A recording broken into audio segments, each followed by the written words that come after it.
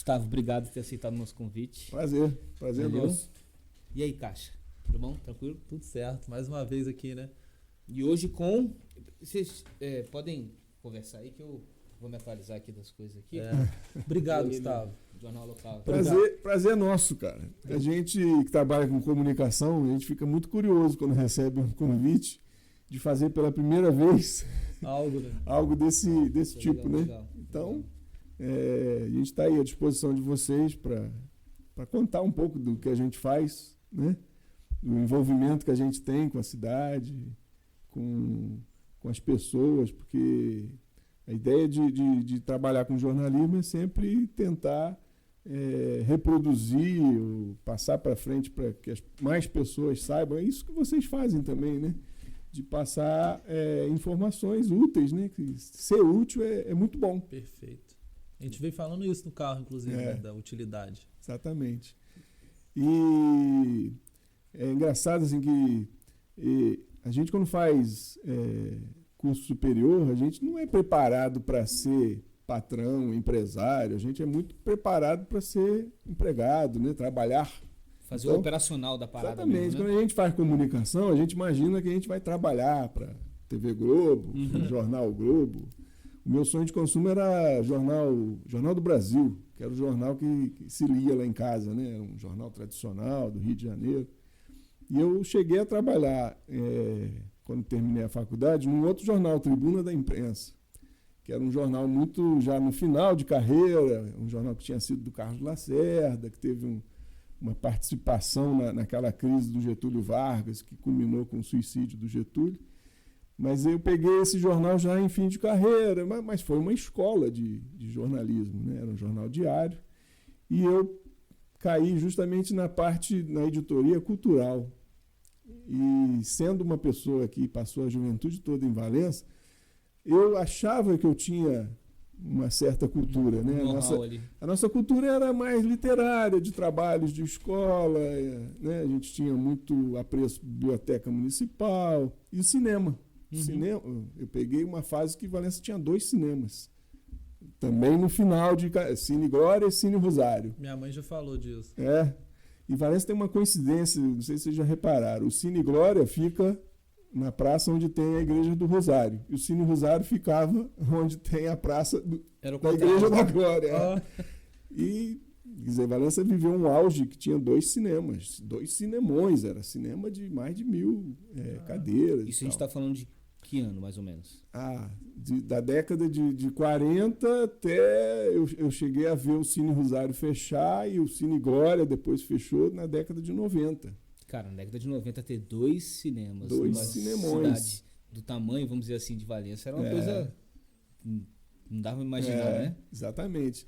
Mas aí, de repente, eu vou para o Rio e caio numa editoria cultural de um jornal onde eu lidei com todas as outras artes. E aí eu descobri que eu não tinha tanta bagagem cultural, né? E tive que correr atrás para lidar com isso. E pouca gente em Valença sabe, mas eu convivi nesse meio artístico durante uns 2 anos e meio. Porque jornais de grandes centros, eles são muito procurados pelos produtores culturais, pelos agentes culturais, que quer a presença do jornal divulgando, né, os seus eventos. Né? O canal de publicidade na época que era forte demais. Era direto, né? Então, de uma hora para outra, esse caipira de Valença, que foi fazer comunicação, estava andando na noite do Rio de Janeiro, transitando entre Canecão, Rio Jazz, Jazz Mania, conversando com maior propriedade com os artistas. Em campo, né? Em campo. Eu não me esqueço que a primeira entrevista que eu fui fazer foi com a Alessi Brandão, sambista. Nossa. E na casa dela, cara, aí eu cheguei e aí a gente também, quando sai da faculdade, a gente é um pouco orgulhoso, né? A gente não quer passar para o entrevistado a impressão de que a gente não sabe quase nada sobre ele ou quase nada sobre o trabalho dele, né? E aí eu me recordo muito bem disso, que eu fui muito bem recebido por ela. Acredito que ela tenha percebido que eu sabia pouco de samba, pouco do trabalho dela, mas foi ali um pontapé inicial que deu mais confiança para que eu transitasse nesse meio artístico, né? Chegou firme. Primeiro logo com a Alessi. Leci, depois Bom batismo de fogo, né? entrevistei Alcione, entrevistei o Vando Paixão, aquele que, né, teve uma época, o show dele era caracterizado, que jogavam calcinha, era uma figuraça, né? Entrevistei Bete Carvalho, entrevistei o Lulu Santos. O Lulu Santos também no auge, que ele dava shows assim, que era extremamente... Era uma aula de aeróbica, né? Os shows do Lulu Santos. Eu lembro que ele ficava totalmente suado, né? E foi legal, porque aí a entrevista que eu fiz com ele, eu joguei para esse lado, né? Como é que você consegue um show de 1h30... Não parar, aquela pulação e tal... E foi legal, foi uma experiência legal. Mas aí chegou uma hora também que eu comecei a pensar, o que eu estou fazendo aqui nesse Rio de Janeiro? E ao mesmo tempo essa coisa da gente ter uma raiz com a cidade do interior, né? Eu vinha quase todo final de semana para Valença. A não ser quando tinha alguma festa, alguma situação que me prendesse no Rio, né? Aí às vezes eu tinha dificuldade de sair do Rio para vir para Valença. Era um negócio meio sofrido, né? Eu vou lá em Valença, tenho que visitar meus pais... né? E aí quando chegava no final de semana aqui, para ir embora era outra dor, né? Deixar Valença, voltar pro Rio, aquela loucura, aquela correria. Não sei quando eu vou voltar. Né? Até que chegou uma hora que eu pensei, eu acho que eu vou arriscar de tentar ser pioneiro em Valença, trazer essa bagagem de jornalismo mais atualizado para a cidade, porque a gente vinha nos finais de semana e via, né, que a cidade tinha uma coisa meio atrasada, né, eram jornais muito dependentes de política, dependentes de Câmara, né. E na época tinham quais jornais aqui?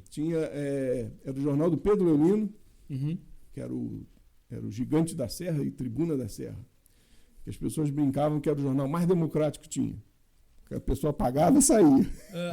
Isso aí. E aí ele pegava e ele ia em quem a pessoa falava mal para saber. Você quer... Leilão. Quer evitar? Leilão. Paga mais.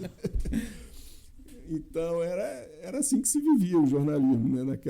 Jornalismo de interior naquela época. E tinha o jornal também do Passarinho, que era o porta-voz, e tinha o jornal do Pansardes, que era a Voz de Valença. E a gente chega nesse momento não com intenção de ter jornal, não. 3, 4 jornais que circulavam. Não tinha assim, uma quantidade boa, né? Não tinha uma periodicidade sagrada, né? Saía meio espaçado, mas eram 3 jornais. E aí voltei para Valença, mas com uma ideia de prestar serviço, ainda com aquela ideia da faculdade de ser, né, funcionário de alguém. Entendi. E aí cheguei a trabalhar na fundação do André Arcoverde. Trabalhei depois, prestei serviço durante 10 anos para a Unimed e cheguei a ser secretário de comunicação do último governo do Luiz Antônio, foi 2001, 2004. Prestei alguns serviços esporádicos para vilarejo, associação comercial. Aí até que chegou uma hora que não tinha mais onde trabalhar em Valença, acho que eu tinha trabalhado para todo mundo. E nesse meio tempo, zerou todo mundo falando, Valença precisava ter um jornal. Aí durante o período que eu estava na prefeitura, eu fiquei planejando como fazer um jornal, né? Vendo o exemplo dos outros, o que os outros pecavam, o que eu podia acrescentar.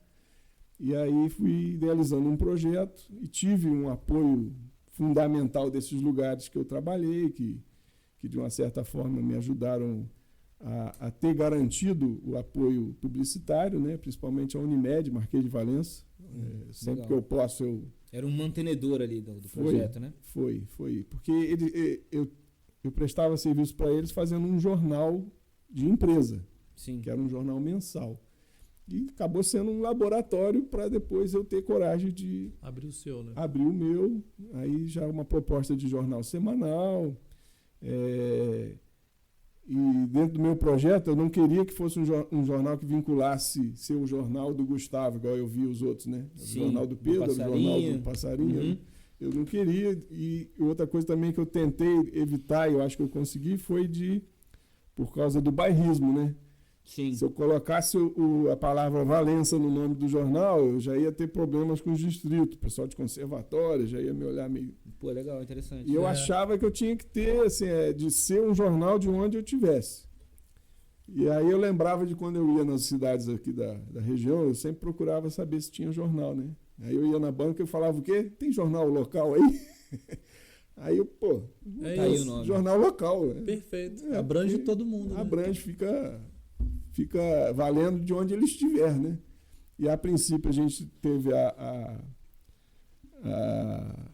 essa coisa de achar que a gente podia expandir e estar em todos os distritos e também em Rio das Flores e Rio Preto. Porque eu acho que são duas cidades que vivem muito junto, né? Em função, junto com Valença. As pessoas transitam empresarialmente, comercialmente, até politicamente, né? Porque Vicente Guedes, de repente, virou prefeito de Valença, era o prefeito de Rio das Flores. Já voltou.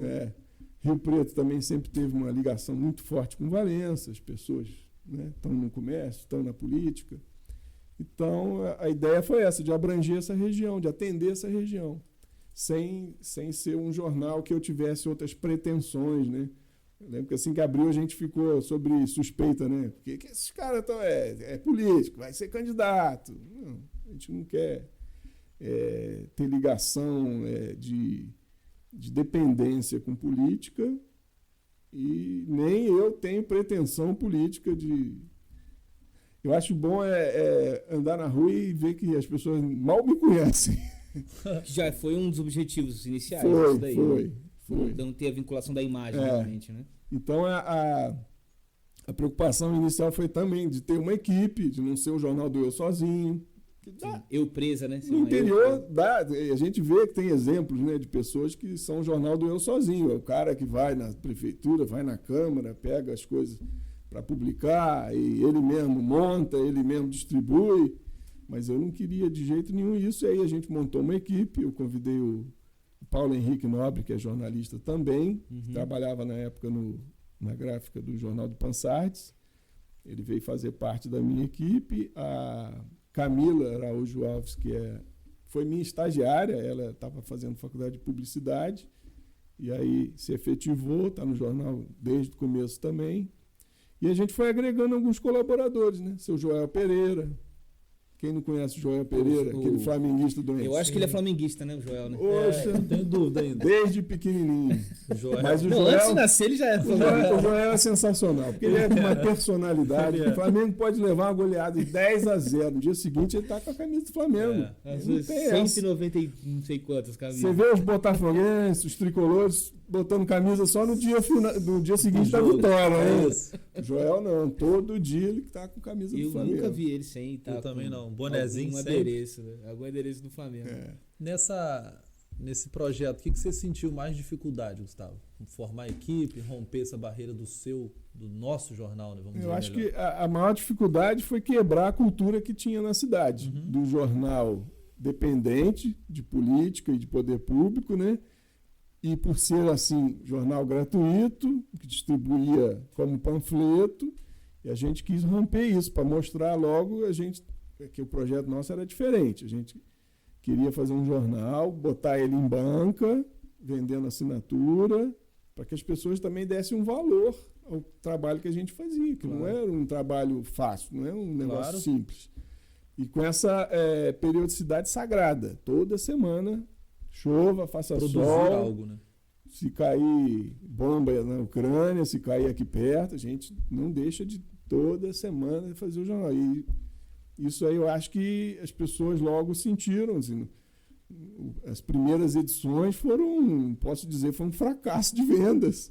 Mas até aí começou a ter espaço, né? Tendo as matérias mais polêmicas, entrando nos assuntos, as pessoas foram vendo que havia um profissionalismo por trás, foram respeitando e começou a aumentar o número de venda em banca, interesse por assinatura. E aí a gente foi consolidando. Claro que a gente teve altos e baixos, teve momentos difíceis, tem sempre dificuldades de compreensão, cidade do interior, sabe como é que é. Eu posso dizer... O novo, né? Às vezes...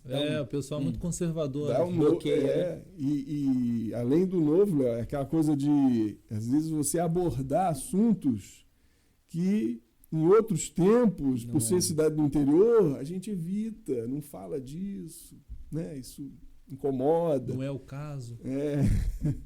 Então, assim, isso até no mundo político, né? Com certeza.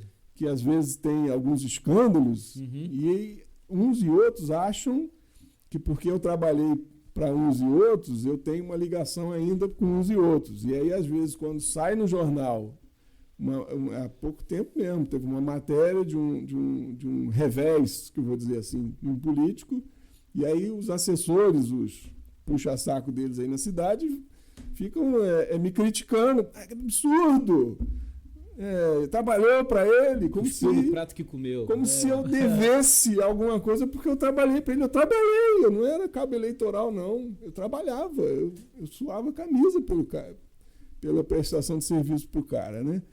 Então, e esse período do jornal local, o jornal, historicamente, ele conta uma era da nossa cidade, uma era em que nossos políticos tiveram reveses, não foi só um, não. Sim. Uhum. Né, que foram parar em Polícia Federal, em situações assim complicadas.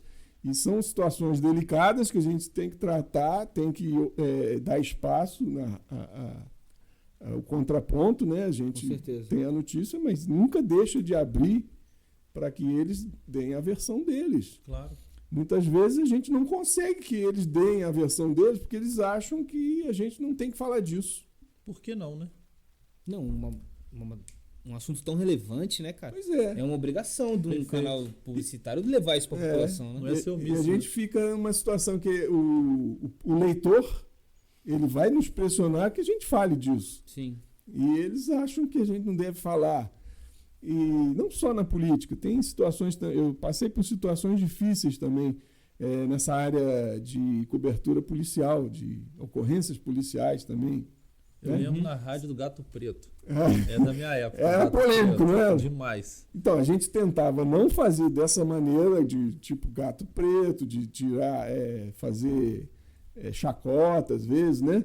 A gente sempre tratando, mas a gente quebrou uma prática que existia na cidade, que era de não dar nomes aos bois, né? Sim. A gente veio jornalisticamente, tratava a ocorrência e dava o nome da pessoa que foi apreendida com droga, com isso, com aquilo, com violência, né? Até que chegou num ponto em que a própria justiça nos impediu de continuar a fazer isso. Porque saíram algumas determinações da justiça que a polícia não pode dar o nome da pessoa enquanto ela é apenas suspeita. Sim. Porque até então, quando era preso em flagrante, Tudo a bem. gente estava garantido. Foi preso em flagrante. Quando não era preso em flagrante, a gente não dava nome de ninguém. Corria em segredo de justiça ali. Exatamente. Mas agora, até quando é preso em flagrante, Não pode. não segura. pode dar o nome, senão a gente corre o risco de levar um processo do próprio preso em flagrante. Ele me processar porque eu divulguei o nome dele num momento em que ele ainda não tinha sido julgado. Ele ainda era Não é trânsito apenas, julgado, não tem ainda Não é a culpado. decisão ele é de que apenas ele... um suspeito. Então, isso também a gente enfrentou, assim, umas pressões. Eu lembro até que, quando a gente começou a divulgar os nomes dessa parte policial, eu tive gente que me deu apoio, mas tive gente que criticou, que achava que eu estava expondo uma juventude, mas é a juventude que vai vender droga lá na porta da escola para o meu filho. Eu Sim. acho que é importante a cidade saber quem é. Até para essa pessoa também se constranger daí para frente, de repente ela toma outro rumo, né? Sim. Mas eu lembro que eu fui criticado na missa por causa disso. Mas a gente sabia que quando entrou para fazer esse tipo de jornalismo mais de acordo com os grandes centros, mais contemporâneo, né? Uhum. A gente ia quebrar alguns paradigmas, né? Nessa coisa de cidade do interior do compadrio, né? E acredito que até hoje tem nesses paradigmas também. Tem, Cada dia vai quebrando um. Tem um pouco, sim. Eu acho até que... Eu não fiz as contas, não, mas assim, eu sei que tem uma lista de pessoas que eram do meu relacionamento amigável que eu deixei de ter. Que hoje as pessoas nem mal me cumprimentam. Mas por causa dessa coisa. Ou eu faço a coisa profissional ou não faço, né? Porque também você cai numa incoerência de...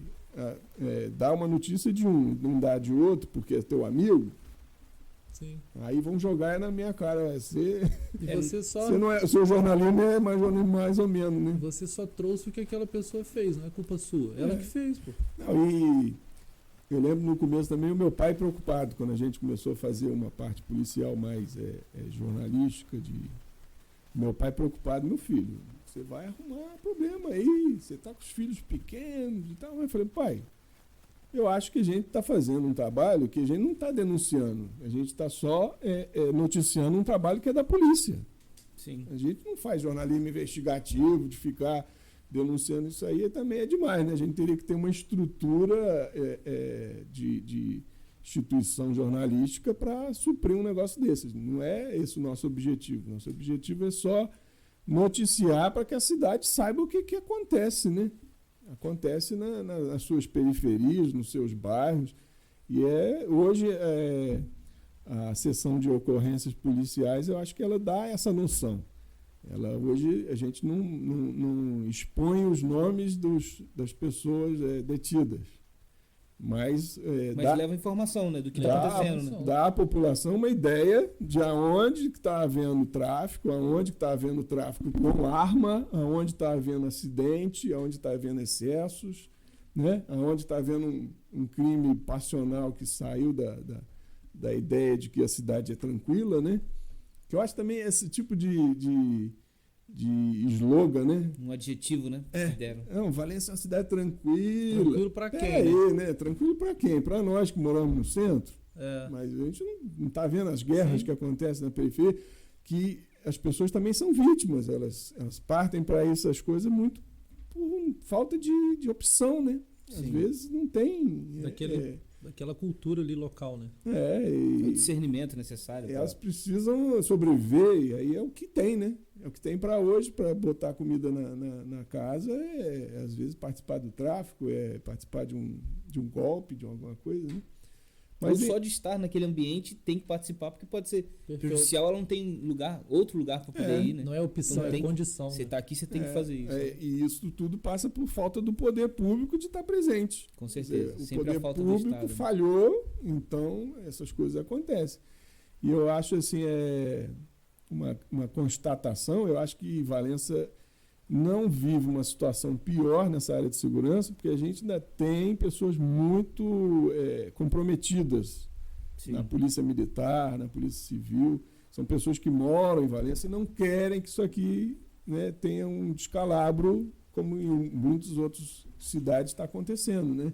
Cidades do interior mesmo. Angra dos Reis, hoje, o nível de criminalidade, lá tem um jornal. Houve um êxodo muito grande para Angra, né? Do pessoal lá do Rio para lá, região dos lagos também. Naquela explosão econômica, né? De Verome, de Petrobras e tal. Angra cresceu muito.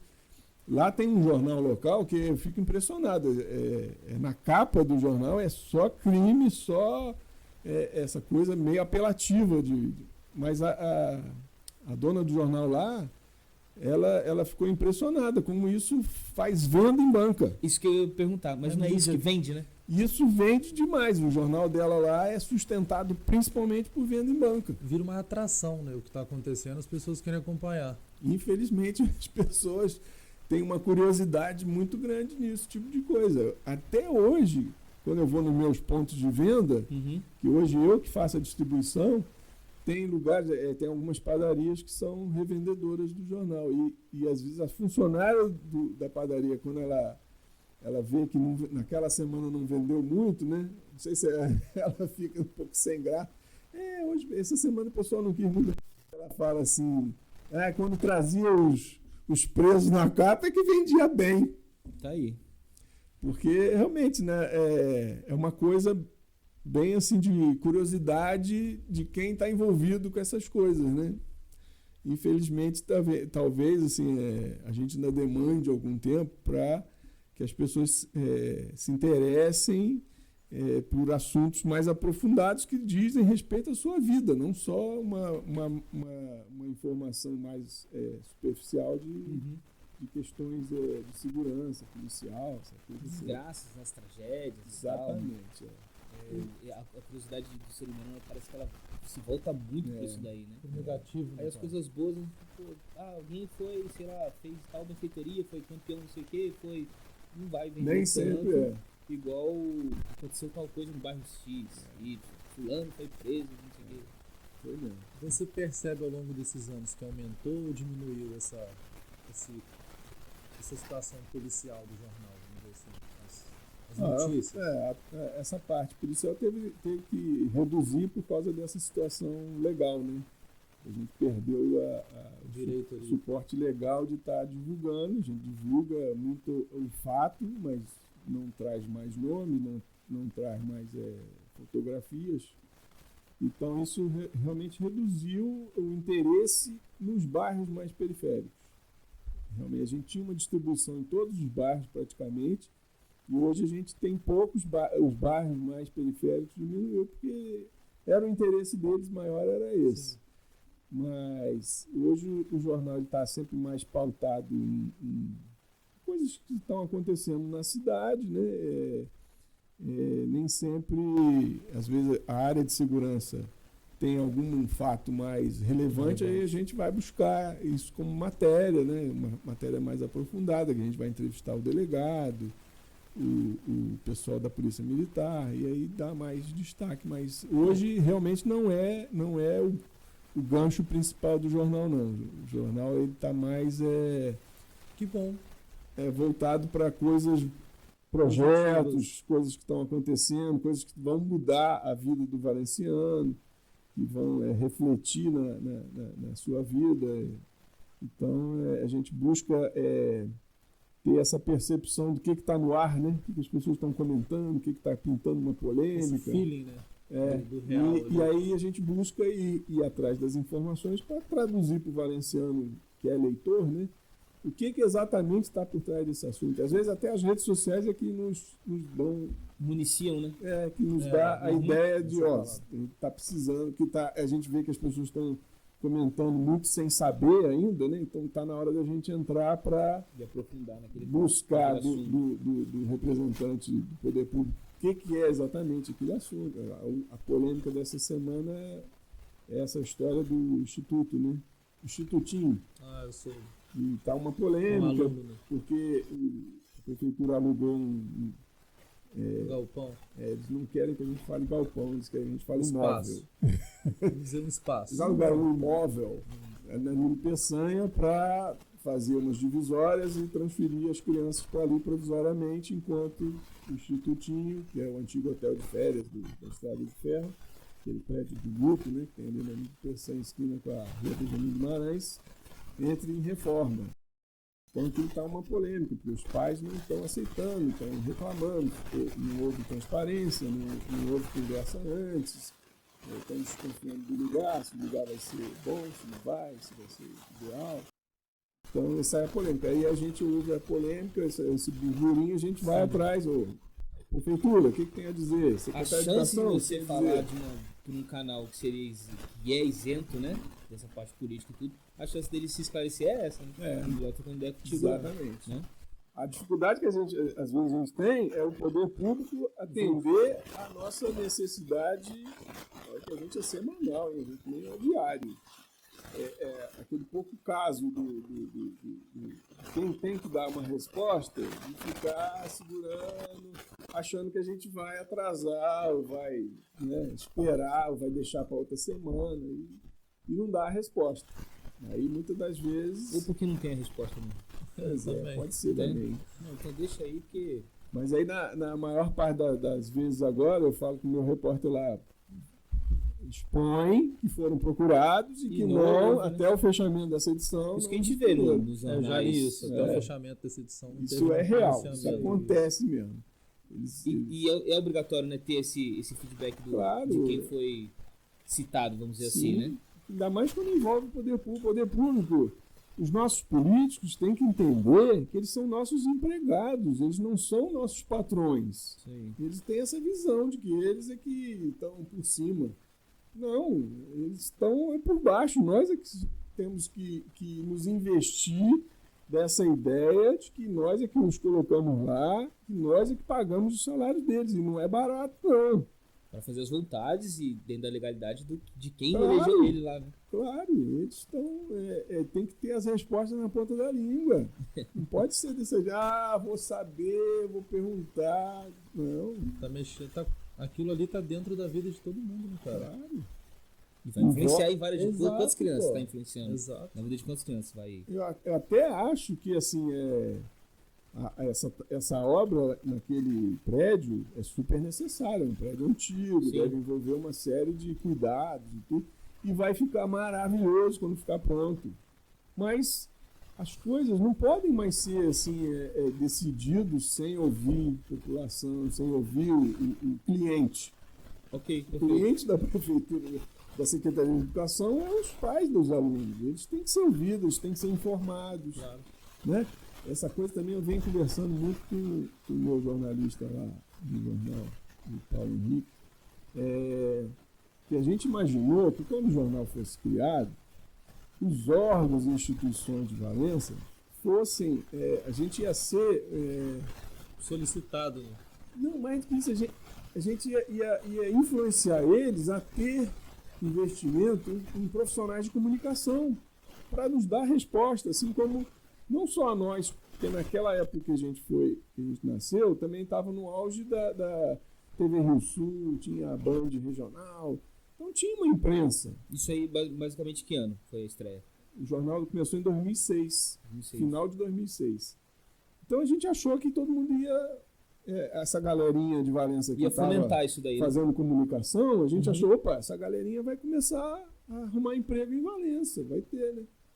E a gente percebe hoje, passado já 17 anos aí. 16 anos, que isso, muito pelo contrário, as instituições não investem em pessoas com formação em comunicação. Preparadas Não pra que a gente queira fazer reserva de mercado, tem uns que criticam essa crítica que eu faço, que eu estaria preocupado em fazer reserva de mercado. Não é nada disso, é de fazer as instituições se divulgarem melhor, terem uma pessoa pensando em comunicação, não isso pensando na coisa convencional de jornal, TV e rádio, né? Uhum. E hoje que tem as redes sociais, tem a internet, mais ainda. Dobrou Os meios para fazer isso, né? e dobrou o serviço do profissional que seria um assessor de comunicação desses lugares, porque ele vai ter que estar respondendo aos meios convencionais e mais preocupado ainda em o que está saindo na rede social, né? Porque qualquer um consegue publicar qualquer coisa sobre Hoje. qualquer pessoa, qualquer perfeito. instituição. Pois é. Aí, ao mesmo tempo, onde entra as empresas sérias, né, os jornais sérios, para esclarecer isso tudo. Se é fato ou fake, né? Porque agora muita gente propaga, faz fofoca. Muito. Se não Também tiver uma coisa então, séria tem que ter pra esse gente ser- cuidado. Com certeza. Onde busca, né, informação? Você, como assessor de imprensa ou de comunicação de um lugar, você tem que estar de olho se não estão também, se está deixando de ter informação sua e que tipo de informação que está saindo de crítica, né? Para você, mais rápido possível, esclarecer, né? Sem dúvida. E a gente percebe que isso não aconteceu, infelizmente. As instituições hoje, elas não estão... instituições que a gente diz, quando eu falo instituições, é o poder público, prefeitura, câmara, e as instituições representativas, como um todo, não ter essa preocupação. Todo mundo acha agora, talvez seja um efeito das redes sociais, né? Todo mundo acha que é um pouco jornalista. Eu não preciso de um jornalista, vou gastar com um jornalista. Para quê? Eu mesmo faço. Aí não sei, depende do ponto de vista de cada um, mas é uma profissão que não precisa, né, ter a formação de uma graduação para você exercer, né? Mas aí todo mundo não, vamos ser jornalista e tal. Então... Mas é diferente, assim, a possibilidade de você ter um profissional que fez um curso superior dessa área, e até hoje os cursos superiores já lidam com essa coisa do marketing digital também, já preparam para isso. Sim. E é diferente você ter um profissional que pense isso para você, né, para te dar esse retorno. Quer dizer, que esteja antenado, onde é que tem meios de comunicação, da onde está surgindo, para eu trabalhar, para eu iniciar, para eu informar. Tanto para algo negativo que esteja ocorrendo, quanto para divulgar o positivo também das empresas. Exatamente. Quantas vezes eu vejo coisas que saem, né? Às vezes saem imediatamente no Instagram, no Facebook, e ninguém lembra de mandar para o jornal local essa informação, né? Aquela coisa, e outra coisa também, tem instituições que mandam ofício para a rádio, que a Rádio Alternativa tem aquela coisa do ofício, né? Manda o ofício da informação. Uma burocracia ali. E não manda para o jornal, por hábito de só informar a rádio. Informei a rádio, está informado. Só fica uma via de comunicação ali. Pois é, e desse mesmo jeito, eu acho que a rede social também está sendo um pouco isso, Zé. Informou ali, já acha que já comunicou. E os públicos são diversos, né? Você pode atingir com muito mais potência, né? E cada um consome uma informação. Às vezes a pessoa curte mais uma informação assim do que ela auditiva ali na rádio, vai trazer de uma forma diferente. Né? Isso, exatamente. E foi legal que vocês iniciaram, 2006 ali, já tinha o quê? Orkut? Já tinha? Acho que eu tive Orkut nessa época. Foi legal que o jornal ele acompanhou um pouco do início dele a ascensão das redes sociais também, né? Como é que foi mais ou menos ver esse movimento todo que estava acontecendo? Eu lembro assim que assim que a gente começou o jornal, havia essa ideia de que temos que ter um site também. E o site, eu lembro que eu fiz questão de que ele fosse agregado ao jornal, que o nosso produto, muito bem esclarecido, era o jornal impresso. E o site teria que ser só uma forma de ajudar a divulgar o jornal. E hoje, assim, as redes sociais cresceram de uma forma muito veloz, né? E a instantaneidade delas, de uma certa forma, é a nossa grande concorrência, passou a ser a instantaneidade da rede social. Tá ali, ao vivo, na hora. Exatamente. Rápido. Então, o nosso site ele tinha uma audiência forte quando atualizava as notícias do jornal impresso, né? E depois a pessoa ia para outros meios, né? Com certeza, a gente passou a ter também uma presença no Facebook, tem muita participação de leitor de Facebook. No Instagram, nem tanto. Agora que a gente começou a trabalhar melhor o Instagram.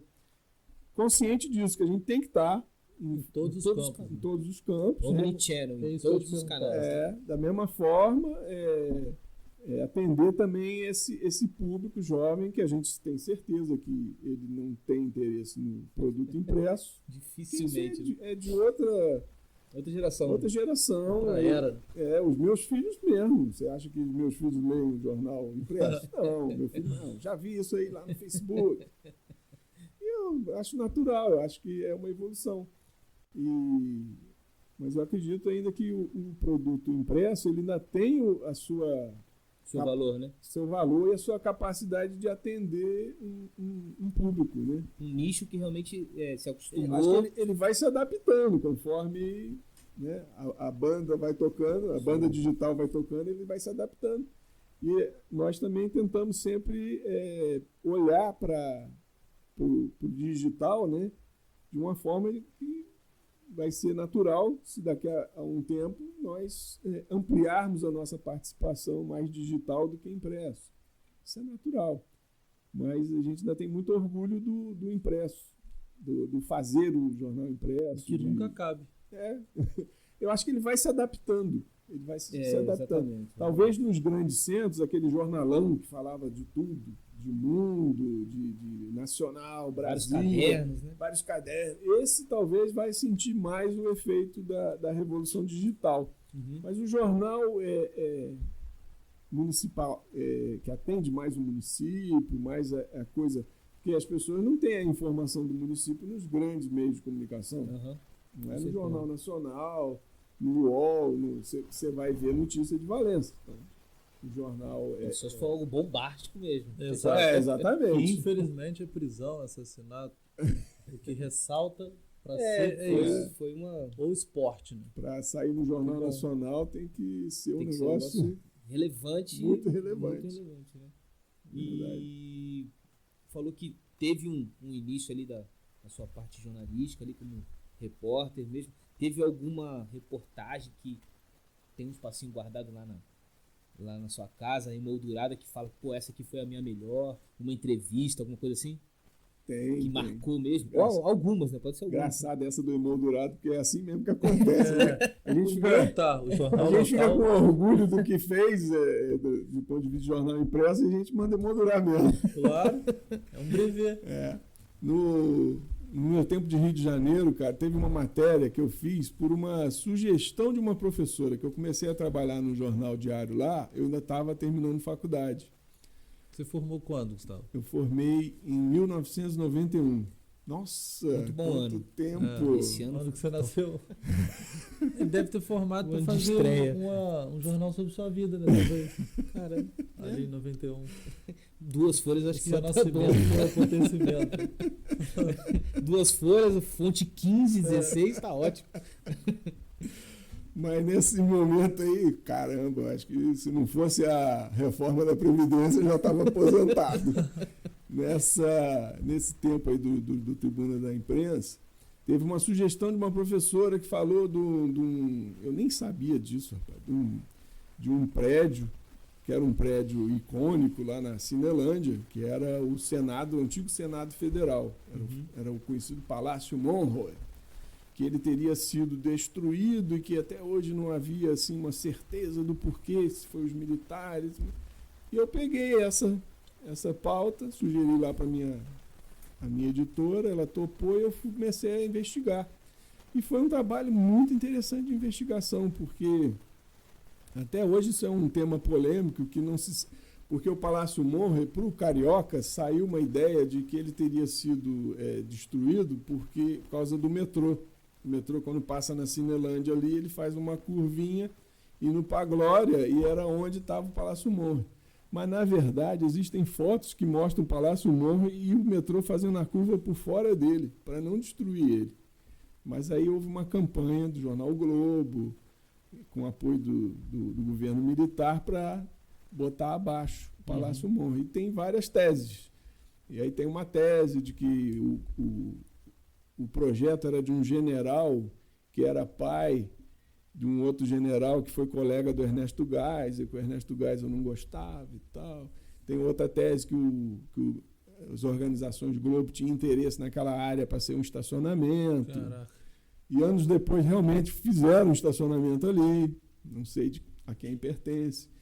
E outras teses, e até nessa matéria, o que eu descobri também foi que o Lúcio Costa, que era um grande arquiteto, modernista, ele que o Palácio Monroe era tombado pelo IPHAN, a nível federal.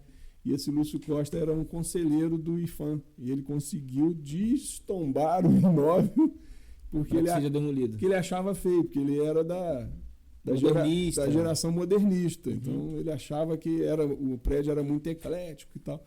E essa matéria me deu uma repercussão sensacional, a ponto do descendente do general lá que projetou o prédio me chamar na casa dele, me presentear com um livro e tal. E foi o trabalho a primeira grande matéria que eu fiz que deu uma repercussão grande. E teve as entrevistas com artistas também, que eu fiquei bem orgulhoso de ter feito. Voltados basicamente para jornal. Para jornal. E isso que eu costumo dizer, quando a gente faz a faculdade de jornalismo, a gente não sabe muito onde é que a gente vai parar, né? A minha avózinha aqui achava que eu ia ser repórter da Globo. Mas eu comecei a perceber assim, a primeira oportunidade profissional que você tem, seja de estágio, seja de trabalho, é que vai definir. A primeira oportunidade minha foi jornal impresso, estou no jornal impresso até hoje. Se identificou, né? Identifiquei e não me sinto capaz de ir para a televisão, nem para a rádio. Meu negócio é jornal impresso. E que bom que a cidade tem uma pessoa que gosta e faz isso, senão talvez não teria, né? Pois é, aí eu até queria contar para vocês como que isso aqui surgiu. Isso aqui, como eu voltei para Valença, comecei a trabalhar com essa coisa de impresso, eu tinha a vontade de um dia, quando fosse aposentado, né? Um projeto lá, aquele projeto que você vai... Aquele projeto antes da reforma. Antes da reforma da Previdência. Pensava... Projeto que foi reformulado, melhor. Eu pensava, quando aí que por gostar do tema, eu comecei também a virar um colecionador. Tudo que era jornal de Valença, eu comecei a colecionar. Jornal antigo, aí passaram a me dar. Uma família de amigos encontrou lá um jornal de década de 20, encadernado. O que fazer com isso? Antes de pensar em jogar fora, pensaram em mim, me deram. Então, Década de 20. passei a ter coleção de jornal antigo, pensando em futuramente contar a história do que foi a imprensa em Valença, né? E aí, antes de que eu me aposentasse, surgiu um projeto do governo estadual, da Secretaria Municipal de Cultura. Eles lançaram um edital para abraçar projetos que envolvessem essa coisa da memória da imprensa fluminense do interior. Uhum. Na verdade, eles queriam saber se ainda existia acervos do jornalismo das cidades do interior. Aí casou com a minha ideia. Eu já tinha algum acervo, já sabia onde é que tinha outros acervos. E aí me candidatei e fui um dos 5 projetos selecionados. E o meu projeto me propunha a fazer um livro e um apanhado, uma relação de todos os jornais que tiveram em Valença. E aí tive, a princípio, 6 meses para fazer uma pesquisa e transformar a pesquisa num livro. E aí, imagina a loucura, eu já estava no jornal local. Curto período, pô. Curto período. Já estava editando o jornal, tinha que arrumar espaço na minha agenda de pai, de editor de jornal. E eu achando difícil fazer 4 provas no semestre da faculdade. Vai vendo aí, Letícia. Cara, 6 meses pra fazer isso no jornal. O livro curtinho, né? E deu um livro. 350 páginas. Eu costumo dizer que deu um livro pesado, que se a pessoa, né, não tiver tempo de ler ou já tiver lido, pode servir de segurar a porta, aquela porta que bate com vento, você pode botar o livro, que ele tem peso para segurar. Mas aí, assim, eu estourei esse tempo, claro, 6 meses não deu. Eu fui terminar mesmo lá para os 9 meses, quando já estavam me ameaçando de cortar o subsídio. Aí consegui, dei umas viradas de madrugada escrevendo e foi um trabalho gratificante, mas que, assim, eu li muito jornal antigo. Valença tem um acervo ainda inacreditável de jornais antigos, a começar pelo acervo da Fazenda Santo Antônio do Paiol, aquela fazenda em Esteves, que felizmente, tudo conspira, né? Aquilo ali foi deixado de herança para aquela congregação, né, Dom Orione, com a obrigação de se manter o acervo da fazenda. E parte do acervo da fazenda são os jornais do século XIX. Eu não sabia que tinha isso lá. Tem uns 10 títulos de jornais do século XIX. E o interessante o primeiro jornal de Valença é de 1832. Um jornal, você vê, Valença de 1832, né? Passava nada, era a base de tropeiro. E fizeram um jornal, O Valenciano, que era de uma instituição, Sociedade Defensora da Independência, da Liberdade. Houve um momento histórico, né, que criou-se essa instituição, foi aquele momento que Dom Pedro I abdica, vai embora, e o Brasil fica numa dúvida se vão manter o império ou se vai começar a se subdividir em países, porque a América Espanhola aconteceu isso, já estava todos os países se tornando independentes e o Brasil correndo esse risco.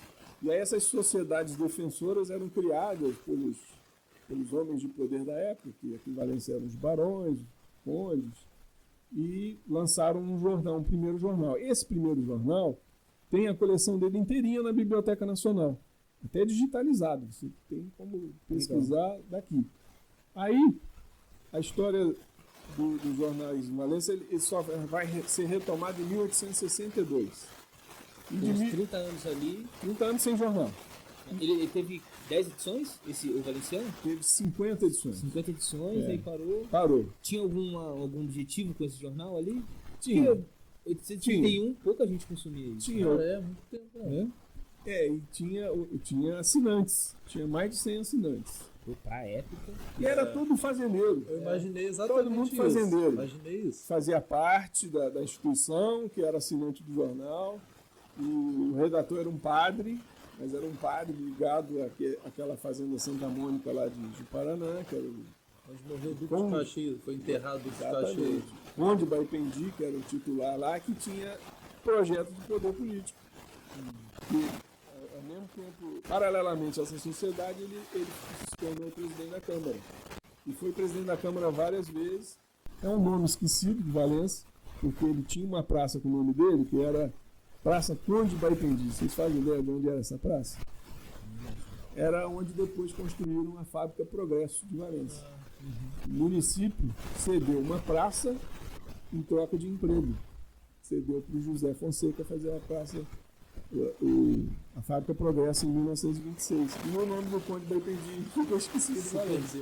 Porque esse cara foi importante pra caramba. Esse cara, além de ter sido presidente da Câmara várias vezes, ele foi deputado e foi senador. E como senador, ele foi presidente do Senado. Senado. Esse Senado que tem lá em Brasília é o mesmo Senado que quando Baipendi foi presidente, que na época era no Rio. E esse cara ficou esquecido, mas é um cara importantíssimo. Mas aí, voltando os jornais, depois só volta em 1862, e aí tem um monte de título, até a República. E esses jornais não tem na Biblioteca Nacional, tem na Fazenda Santo Antônio do Palácio. Estão lá. É aberta a visitação para isso? Você tem que marcar, né, agendar com eles lá, dizer que você está fazendo uma pesquisa e Já tal. fica a dica, vai bombar lá, né? Eu moro ali do lado, eu já fui algumas vezes lá, mas domingo, à missa com a minha família, vamos almoçar lá quando tem alguma coisa. Exato. Mas eu não sabia que tinha isso. Eles têm um setor lá de biblioteca que tem esses jornais antigos para pesquisar. Todo um cuidado, né? Com material tão antigo assim.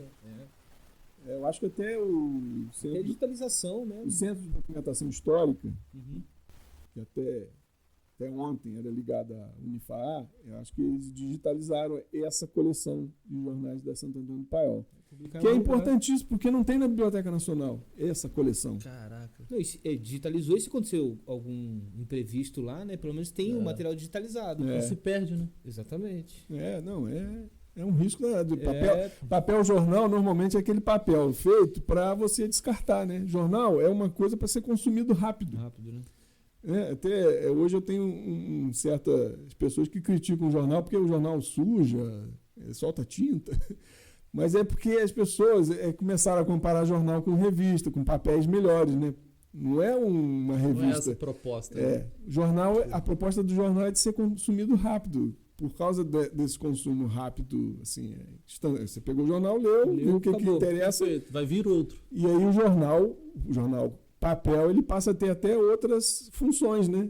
Sim. Forrar canil, embrulhar peixe, forrar gaiola. Recorte para criança fazer o dever de casa. Embrulhar vai peixe. Pintar o lugar lá, você bota no chão para cair tinta. Eu às vezes limpo o vidro do carro. Limpa o vidro do Ilustrar, carro. tem que ilustrar o... Mil e uma funções. Eu vou botar na capa do jornal 1001 funções. Embrulhar o vidro para mudança. Verdade. Até se você precisar de um volume que vai mandar pelo correio, você embrulha o jornal, bota ali para proteger, né? Então é isso que as pessoas precisam entender. O jornal é para isso. Depois que ele é consumido seu conteúdo, ele serve para muitas outras coisas. Até hoje tem pessoas que me perguntam: você faz o que com o jornal que sobra? Eu já negocio lá com a gráfica. Porque eu queria para forrar o canil. Sim. Interessante. Né? Bastante coisa. 9 meses conseguiu publicar. E de 1862 em diante manteve o jornal aqui na região. Teve. Aí é o tempo todo tendo jornal. E você que quer saber, você compra o livro, pô. E tem a relação de todos os jornais. Depois você apoia ali de novo. A gente fez uma gambiarra ali pra ele apoiar, e por isso que a gente não queria tirar, entendeu? E muito interessante que é uma gambiarra com uma Barça. Você que não conhece a Barça. Eu tive apoio da Barça nesse momento. Barça, o que é Barça? Tem gente que pesquisa. Nossa, Barça? O que é isso? Pô, é muito interessante isso que você falou de Santa Mônica, cara. Eu tenho um carinho muito grande ali por aquela região, que meu avô sempre morou ali. Você sabe que eu acho pensando com a cabeça de valenciano que gosta dessa coisa de memória histórica, eu considero que Ji-Paraná tem mais vocação para o turismo histórico, do que qualquer outro distrito de Valença. Porque tem a Fazenda Santa Mônica, tem aquele outro palacete, a Fazenda Monte Silene, que pertencia ao Barão de Santa Mônica, que era o genro do Duque de Caxias, que doou a Monte Silene para o Conde D e a Princesa Isabel, que aí montaram lá um internato. Só a Princesa Isabel, Só a Princesa Isabel. E é aquele prédio que depois virou clínica de dependente químico. Eu sei onde era. Aquele rosa. Ali. Isso. Então, você tem Fazenda Santa Mônica, Fazenda Monte Silene, em frente a sede do Parque Estadual. Perfeito. Serra da Concórdia. Tem a estação de trem reformadíssima, linda, uma das mais bonitas que tem. E tem a igreja Nossa Senhora do Patrocínio, né? Que também é um engenheiro militar. Aquela no centro ali de Paraná? Aquela no centro de Paraná. O primo casou ali, aquela igreja é linda. É uma igreja linda. Ela é linda. E ela foi projetada por um engenheiro militar que era irmão do Duque de Caxias. Pessoas que poucos sabem disso. Então, o Ji-Paraná também tem. E tem o Rio Paraíba do Sul, cara. Tem o Rio Paraíba. Fala de novo do que foi doado ali para dependente químico. Foi o quê? Foi da Santa Isabel que você falou? A Fazenda Santa Mônica era a principal, que deu origem a tudo ali. Sim. Que era o Marquês de Baipendi, que era o dono, e os filhos dele eram 3. Era o Conde de Baipendi, Barão de Ji-Paraná e Barão de Santa Mônica. O Barão de Santa Mônica era genro do Duque de Caxias. A esposa dele era filha do Duque, por isso que o Duque foi parar ali no fim da sua vida. E a Fazenda Monte Silene era do Barão de Santa Mônica, da esposa dele, e eles doaram para o Conde D e a Princesa Isabel. Deram de presente. E aí o Conde D e a Princesa Isabel... Você deu o livro para gente. Instalaram lá um internato na época, e depois virou asilo agrícola, veio a República, né? Aquilo tudo lá deles foi leiloado. Porque... E hoje aquilo está parado. Eu acho que está parado. No meu conhecimento. Está fechado, sendo depauperado, porque estão roubando fio, estão roubando... O mato está consumindo tudo, está engolindo tudo ali. Escuta isso daqui, ó. Não, eu sei onde é. Mas, cara, lendo o título aqui, né? Entre 14 encantadores brotos, Ieda Garcia foi embaixatriz. Memorável noite no poético Hotel dos Engenheiros. 14 brotos disputaram o título de embaixatriz do turismo. Difícil escolha para os juízes sorteados. Não houve favoritismo. Uma entrevista exclusiva para o roteiro. Foi muito maneiro, né, cara? Meu pai a transformação da língua, né? Meu pai chama Ana de broto. E o broto, Thiago, tá bem? Ele fala. Maneiro. Cara, muito foda. É o linguajar de outras épocas. Exato. A gíria. E uma história lá em Ji-Paraná que é totalmente esquecida. Que eu não tá sabia lá, disso, mas ninguém explora. Pô, até explorar economicamente, realmente, né? Exato. Porque a mensagem deve ser passada, porque é uma história relevante para a região. E também tem um potencial econômico também que o nego parece que não enxerga, né? Tá faltando ali talvez um investimento hoteleiro, né, que leve Ji-Paraná definitivamente para turismo, né? Sim. E é muito próximo de Vassouras. Dá para criar uma rota. Você faz uma rota de lugares aí. Exato. De pontos. Eu acho que a vocação de Ji-Paraná é muito forte. Já teve umas formaturas do Exército lá em Santa Mônica. Algum cerimonial, algumas coisas, eu sei que já teve lá. Voltado ao Duque, né? De Caxias, exatamente. E aquele casarão também é sensacional, ele é de uma proporção impressionante. Eu trabalhei uma época, quando eu trabalhava na Fundação do André Verde, eu atuei junto ao professor Demerval, que ele conseguiu a cessão do casarão da Santa Mônica para a Faculdade de Medicina Veterinária durante uma época. Ficou uns 10 anos cedido. E a gente ficou impressionado. Eu cheguei aí no Ministério do Exército, consegui as plantas e tudo. O tamanho daquele casarão, né? Você imaginar aquilo... Hoje está completamente vazio, né? Você imagina a quantidade de móveis para... Nossa! Para encher, né? Para encher ele. Ele é muito grande, porque normalmente essas casas de fazenda, ou elas eram totalmente térreas, ou elas eram em cima assim, de uma declividade, né? Que elas têm um porão, né? Tipo escadinha que assim, não, né? que não é totalmente do tamanho da parte de cima, né?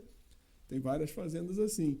E essa da Santa Mônica, ela é em U, grande pra caramba, nos 2 andares. Quer dizer, o que tem de metro quadrado construído, no térreo tem em cima, né? É uma coisa impressionante. E a gente não tira nada com isso, né? Proveito nenhum de tudo Existe que aconteceu ali. a referência forte, graças ao Duque de Caxias, talvez. Uhum. Aliás, é um dado também que pouca gente sabe, assim, Valença, ela tem um tombamento do centro histórico de Valença pelo INEPAC, que é o órgão estadual. E Valença tem um único imóvel tombado a nível federal, que é a sede da Fazenda Santa Mônica. Caraca. É tombada a nível federal. Muito provavelmente por causa dessa ligação histórica, né? Se não fosse essa ligação histórica do Duque de Caxias, talvez já tivesse caído aos pedaços, porque ali hoje ela pertence à Embrapa, né? E eu ia comentar da Embrapa ali. É a parte de pesquisa da Embrapa que não usa o casarão. Dá para chegar por trás ali, pelo 45, né? O ponto da Concórdia tem um caminho que sai lá dentro da Embrapa, por trás, né, da Embrapa, melhor dizendo. Provavelmente aquilo ali devia ser alguma estrada relacionada à fazenda também. Para sair o asfalto aqui na frente. Aqui na frente, lá na Concórdia. Pelo pouco que eu sei, o açude da Concórdia, que é municipal, mas ele está colado no Parque Estadual. Era para alimentar a cidade. Ele era desviado ali, né?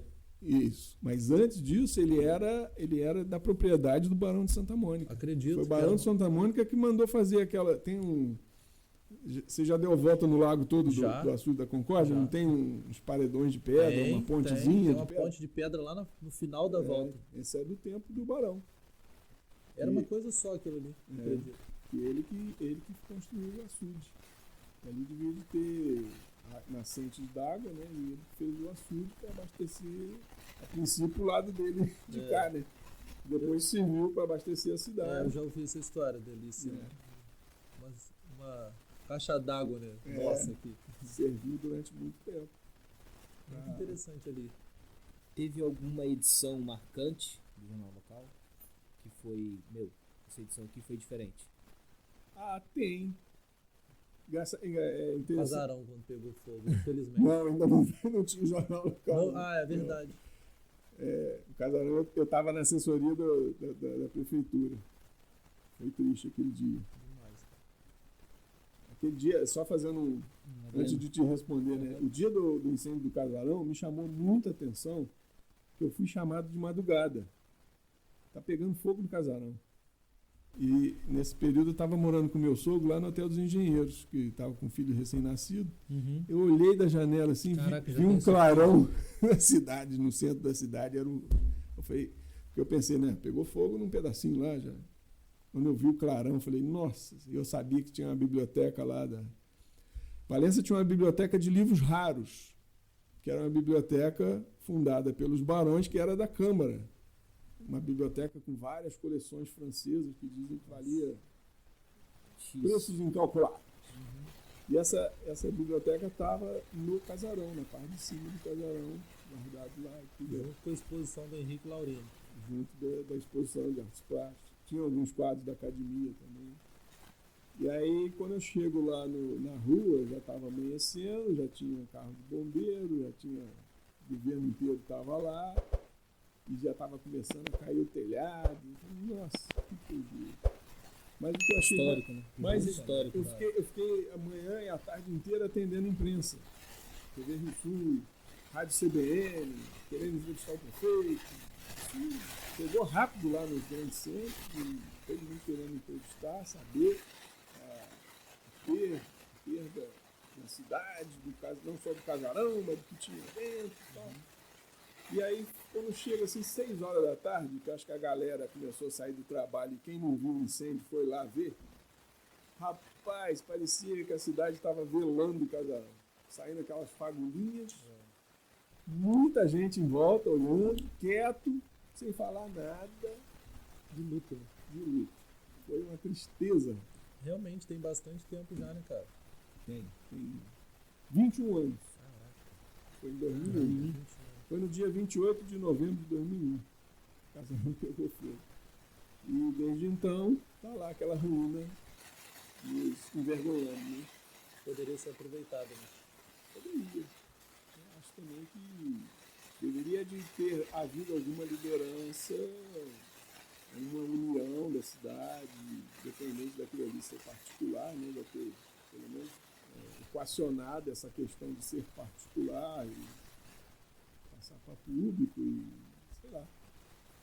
Quer dizer, faltou articulação. Sim, né? Perfeito. Interesse. Acredito até que ainda vai haver uma articulação para aquilo ali ser restaurado da melhor forma, porque faz falta. Ele era um casarão muito típico, né, de uma época em que Valença foi muito rica com essa questão do ciclo do café, né? Ele era ali em uma posição tão estratégica da foto do turista, né? O turista vai tirar foto da catedral e pegava sempre um pedaço do presente, né, ali. Muito interessante. Mas, voltando à tua pergunta, cara, essa semana até eu fiz um editorial falando, porque toda semana a gente foi melhorando a forma de editar o jornal, né? No começo a gente levava um dia inteiro para editar o jornal, ia até tarde da noite da terça-feira. Aí vinha o pessoal da gráfica, que até quero registrar aqui que o nascimento e crescimento do jornal muito se deve também à parceria da gráfica de Valença, a gráfica do BOC, que eles foram muito parceiros. Eles se adequaram dentro da forma deles de trabalhar para poder me atender de fazer o jornal sair num dia, né? Imprimir num dia, não tendo máquina rotativa, que a máquina rotativa é aquela máquina que você vê, às vezes, propaganda de jornal, que um rolo, né, que fica... O jornal entra num lado e já sai lá prontinho do outro. Quer dizer, não tendo essa máquina, eles tinham que imprimir 4, 5 vezes o mesmo papel, para passar todas as cores, né? Isso também foi outra pretensão nossa, fazer jornal colorido, né? A gente quebrou também um paradigma que os jornais até então eram todos preto e branco. Então, o que eu comecei a ter um sentimento de toda terça fechando o jornal, de como a gente passou a ser mais objetivo e ganhamos tempo de tanto fazer, né? De tanto fazer, a gente meio que aprendeu a fazer, né? Então, hoje a gente fecha o jornal na terça de manhã e é um trabalho que, às vezes, quando eu sento no meu computador para fechar essa terça-feira, a edição da semana, né? Às vezes eu começo meio acabrunhado, meio assim, né? Tipo, de novo, outro jornal, mais um, quando que isso vai acabar? Sabe aquela coisa, você fica meio cansado da atividade.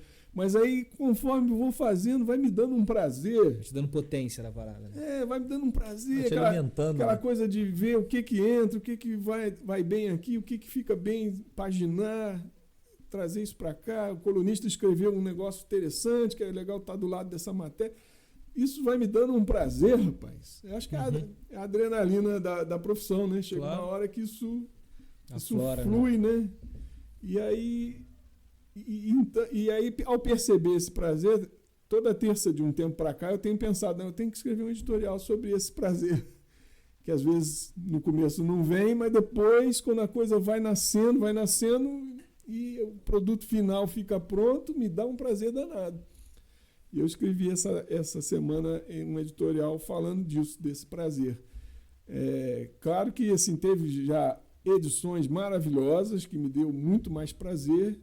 Teve edições que me deu muito desprazer, que às vezes a gente erra na mão, como já aconteceu, da gente ser muito criticado, por causa dessas situações até do interior, não caber muito certas coisas e tal.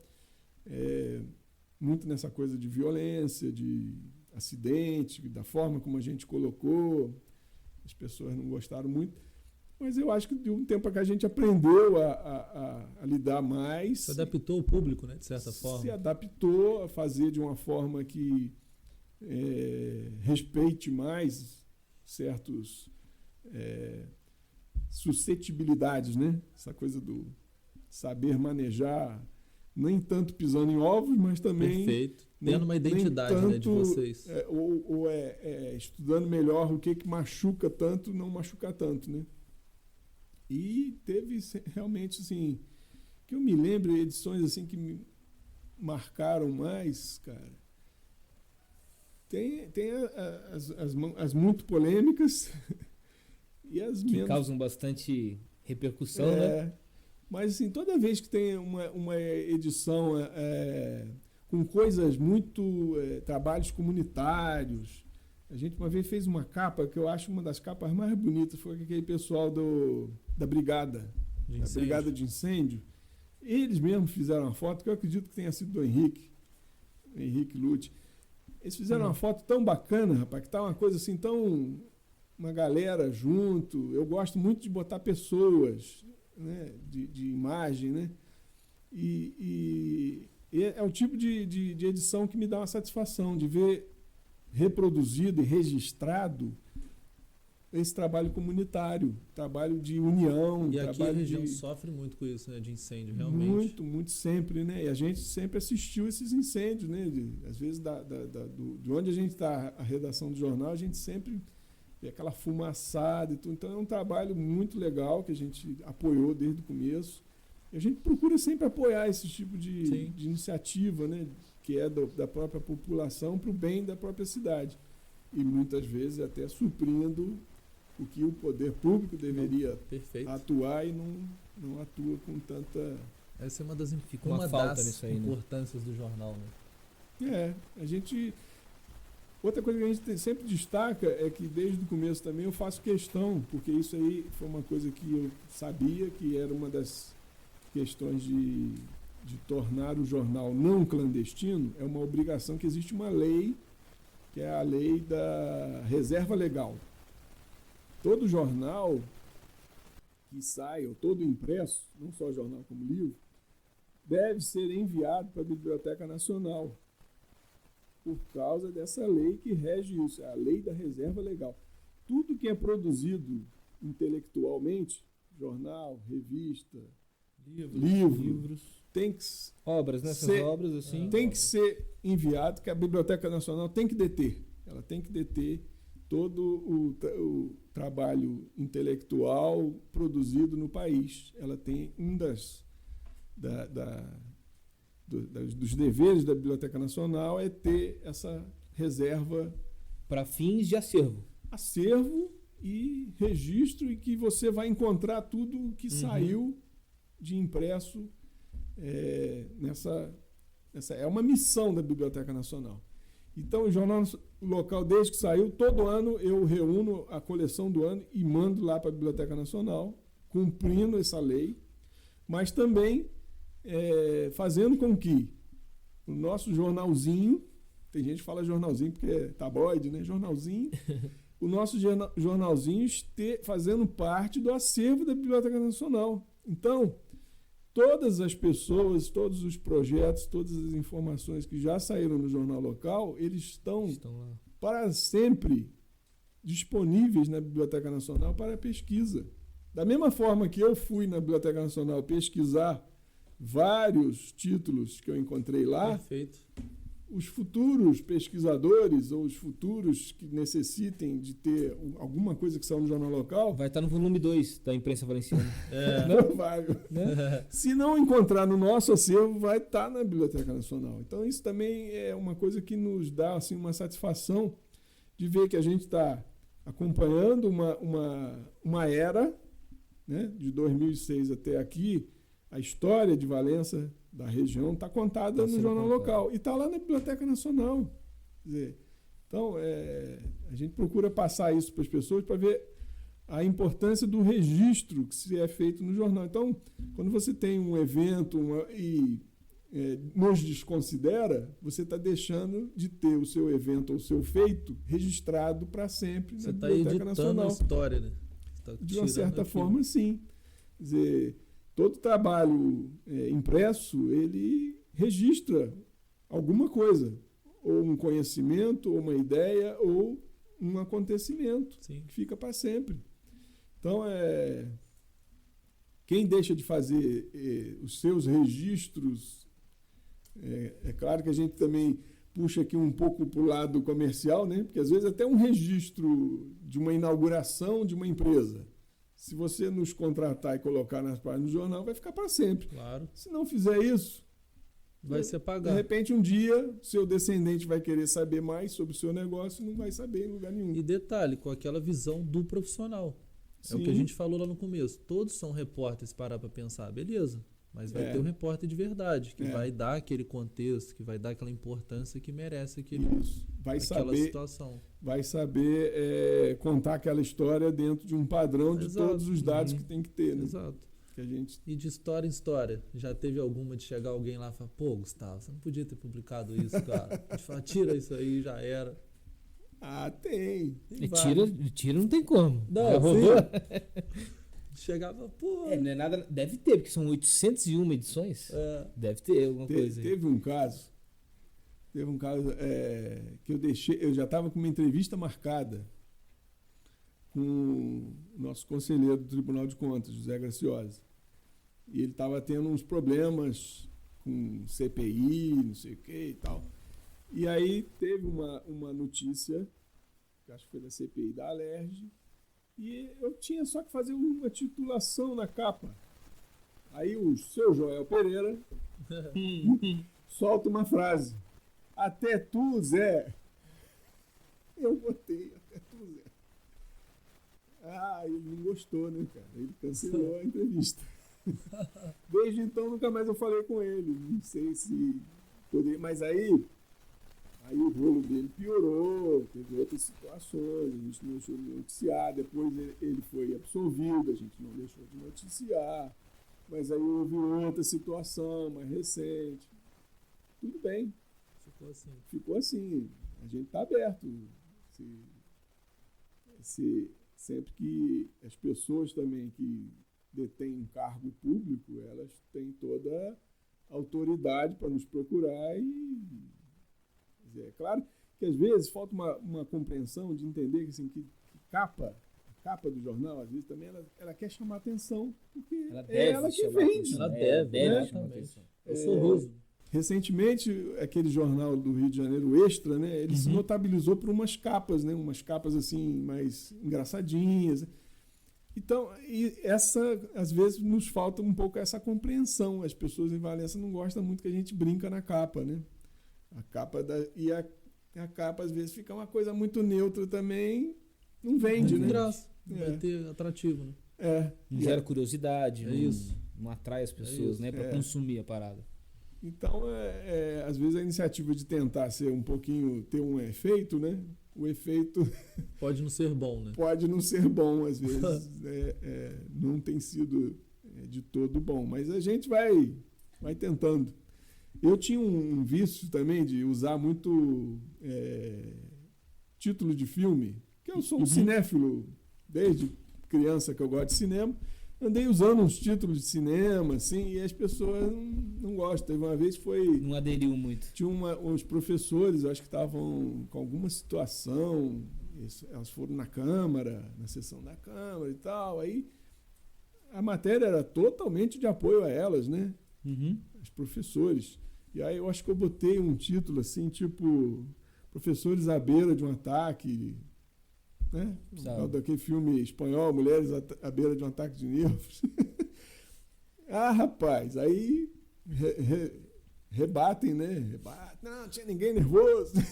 Saiu pela culatra a mensagem que tinha no teor da... Mas não tem essa percepção, Zé. O título foi para fazer um efeito, para chamar atenção, para as pessoas quererem ler, se interessar mais pela matéria, e era totalmente favorável. E a ver que o ataque não é de nervos. Não, de jeito nenhum. E por que o interesse pela ficção? O cinema é mágico, né?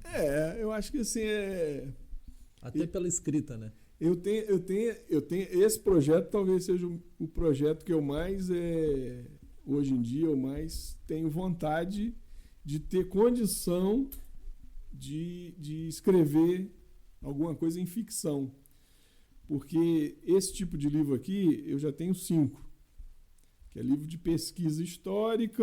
Conta aí quais são. Que eu não sou historiador, faço questão de dizer, eu sou um memorialista. O primeiro livro que eu fiz foi uma encomenda da Associação Balbina Fonseca, que era para contar a história dos presidentes da associação. Que a Associação Balbina Fonseca tem um cara que foi um ícone em Valença, chamado José Fonseca. Esse cara, considero ele um personagem incrível. Ele foi um cara filho de portugueses, nascido lá no final do século XIX, ficou rico. Ele fundou, junto com Benjamin Guimarães, a primeira indústria de Valença, que era a Companhia Industrial de Valença, que hoje está se transformando lá num supermercado. E que depois, quando eles se separaram da sociedade, passou a ser Ferreira Guimarães, e o José Fonseca fundou a Progresso. O José Fonseca era casado com a Balbina Fonseca e eles não tinham filhos. E ao ter enriquecido e não ter tido filhos, ele resolveu investir a fortuna dele em criar uma instituição que cuidasse das crianças.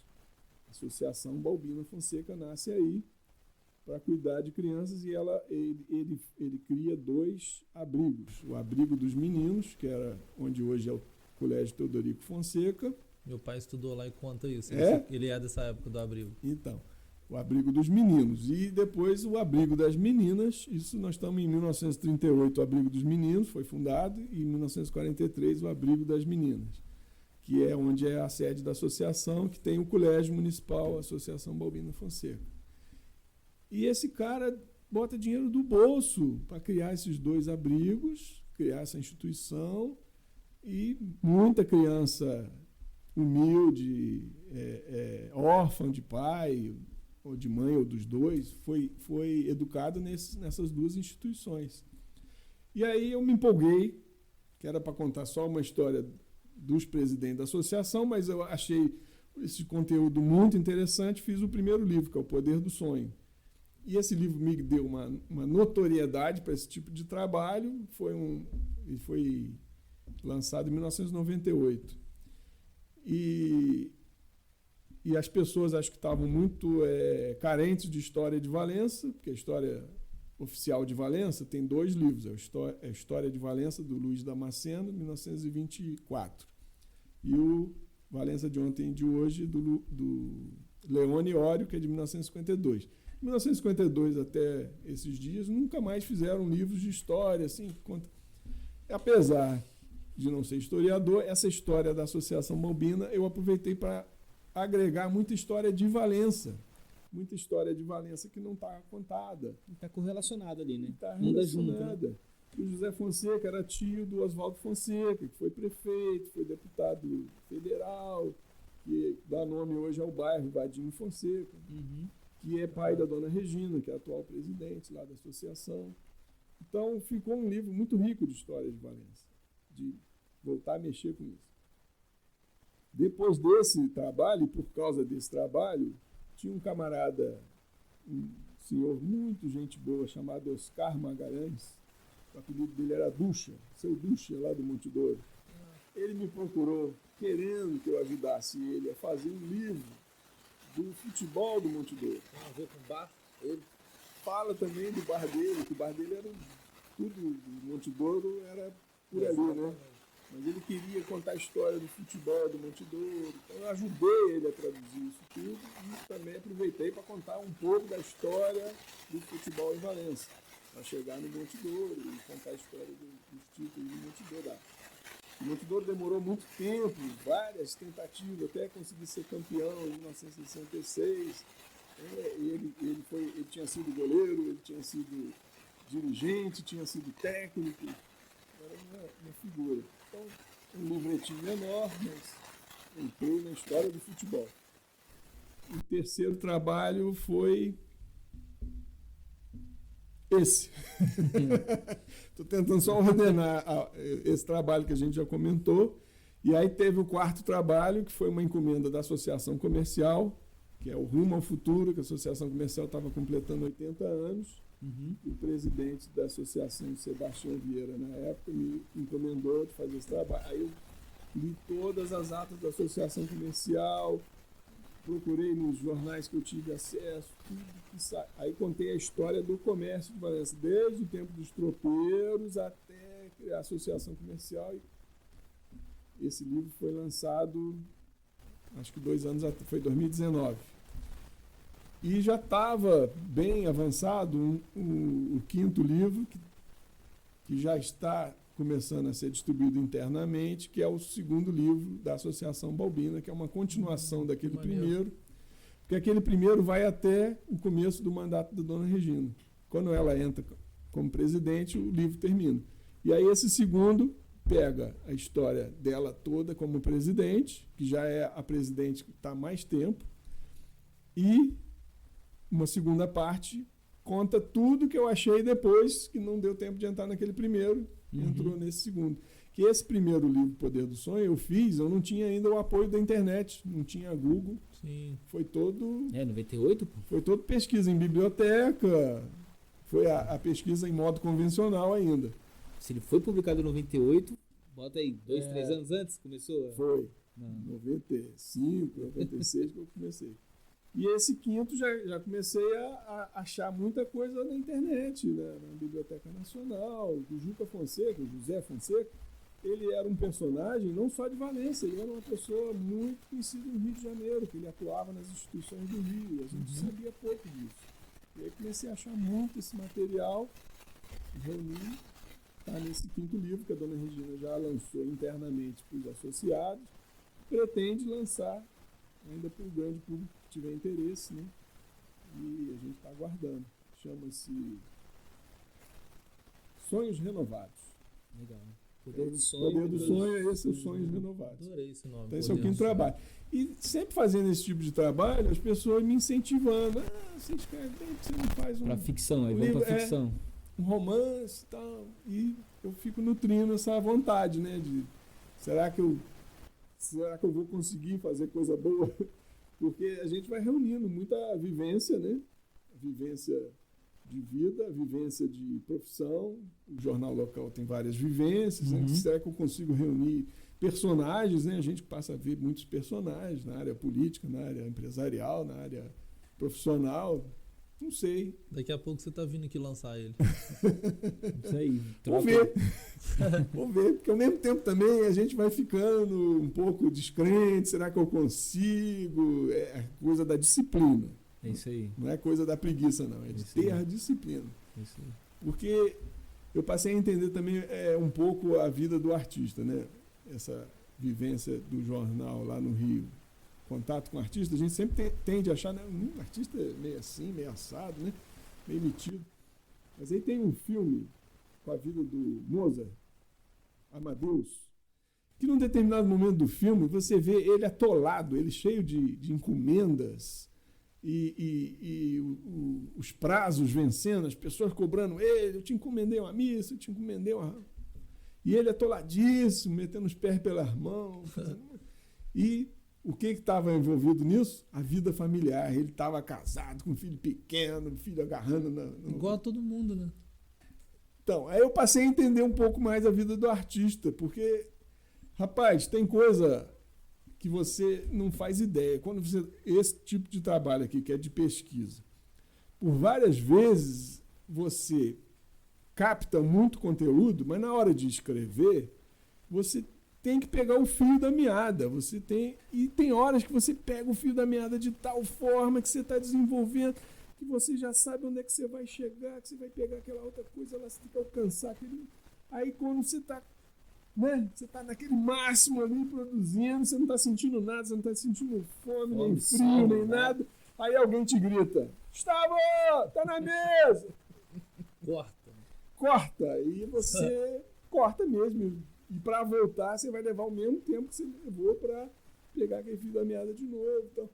Então essa coisa do artista, da questão literária, fazer roteiro, eu entendi perfeitamente que o cara tem que dar uma isolada. Tem que ter suporte. Perfeito. Se fosse só artista, né? Para você produzir de uma forma que a coisa flua e alcance os prazos, você tem que ter um suporte. Talvez por isso que foi 9 meses, não 6. Provavelmente. Daria para fazer no 6 meses? Provavelmente, talvez daria. Se tivesse a dedicação total, exclusiva. Eu arrisco dizer que eu gosto muito de fazer esse tipo de trabalho. Se eu pudesse viver desse tipo de trabalho, eu optaria. Eu já me vi pensando até assim, cara, por que eu fiz jornalismo? Eu acho que, na verdade, eu gostava de ler jornal, não de fazer jornal.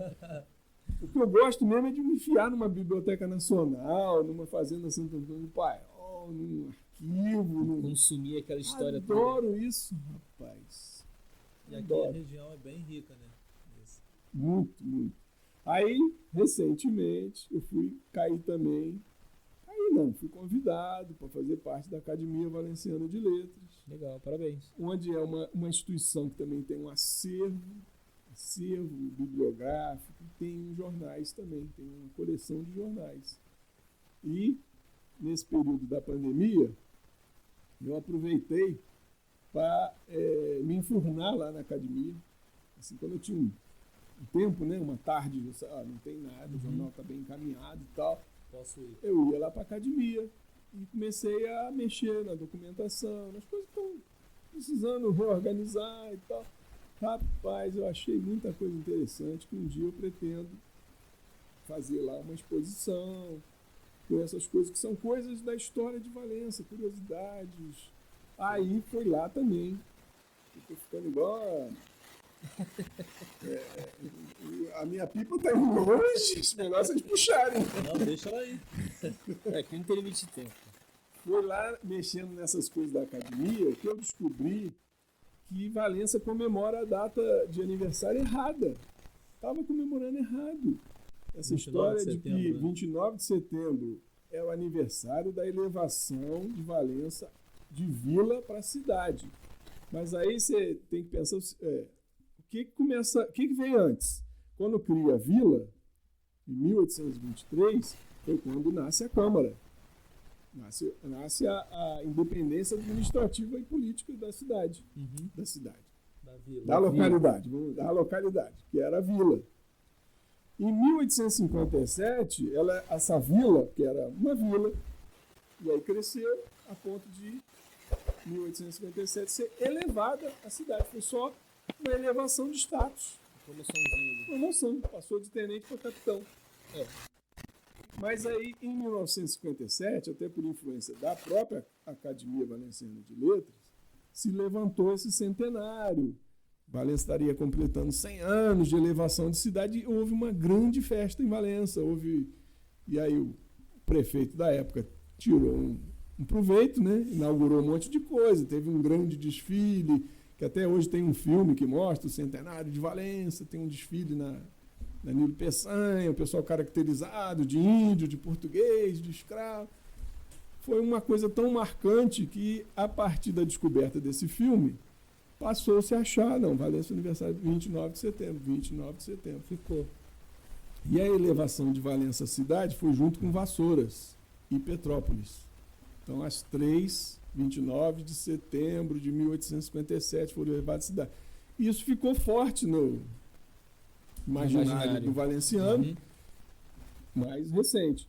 E aí, lá no acervo da academia, eu descubro vários jornais e documentos que mostram que Valença, antes de 1957 e depois, na década de 60, comemorava como aniversário, era até feriado, o 17 de outubro. Que é da época da vila. Da vila. Então, você tem um contrassenso aí. Vamos fazer 12 aniversários por ano? Vamos mudar isso. Porque quando você comemora a elevação de cidade, Valença tem 164, 165 anos. Vindo lá da vila, da idade da vila. Da cidade, da elevação da cidade, 164 anos. Quando vai aí você vai. A Câmara tem quantos anos? Tem 198, 199. Como é que pode? A Câmara pra quê, né? Uma Câmara ser mais velha do que a cidade. Então tem um contrassenso. Aí eu levantei essa história, saiu no jornal, e algumas pessoas se interessaram, e a Câmara agora recentemente transformou em projeto de lei a mudança dessa lei comemorativa para voltar a ser 17 de outubro que é a data da instalação da Câmara, que ano que vem vai completar 200 anos. Quer dizer, a Valença está prestes a completar 200 anos, ia comer mosca. E por que Vassouras não comemora a mesma data de vila? Porque Vassouras nasce de dentro de Patido Alferes. A vila de Patido Alferes foi fundada antes até, acho que 1803. E aí Vassouras era um distrito que cresceu tanto que a sede do município migrou de Patido Alferes para Vassouras. E Patido Alferes só volta a ser município em 1980 e pouco. Mais recente agora. Então Valença estava acompanhando Vassouras de bobeira, porque Valença já tem uma data forte dos 200 anos para acontecer. Vassouras não, Vassouras foi levada à cidade nessa época, mas ela não tem essa data de criação de Câmara, porque era a Câmara de Patido Alferes. Então talvez a data do aniversário mude. Depende dos interesses agora. Interesse, né? Depende dos interesses. Pô, mas é o interesse fazer 200 anos. Eu acho que é uma data fortíssima E tem tempo, 1 ano e pouco para planejar. E para todos esses projetos que a gente vê aí, que tem de turismo histórico, turismo ligado aos casarões, às fazendas, tem muito mais importância você agregar esses 200 anos. Porque existe consumo disso daí, tem grande parte da população que gosta de fazer esse tipo de turismo. Né? E para as coisas se encaixarem, né? As datas se encaixarem, que algumas coisas podem até ser esclarecidas por conta da data real ali, de linkar as coisas, de uma compreensão histórica. Né? Com certeza, e a gente voltar a ter esse interesse pela história de Valença como um todo, como é que foi essa evolução. E outro dado forte, né? A elevação de vila para cidade foi um decreto comum lá do governo federal. A criação da vila, quem assinou a criação da vila? Dom Pedro I. A gente tem esse documento, existe esse facsímile da criação da vila e da Câmara. Né? Então, eu acho que é fortíssimo como história, como você desenvolver esse interesse do valenciano e de quem vem nos visitar, é um fato muito agregador. Para fomentar o turismo e tudo, não é excepcional. Isso, quantas cidades têm 200 anos? E eu acho que Valença precisa também se auto-reconhecer.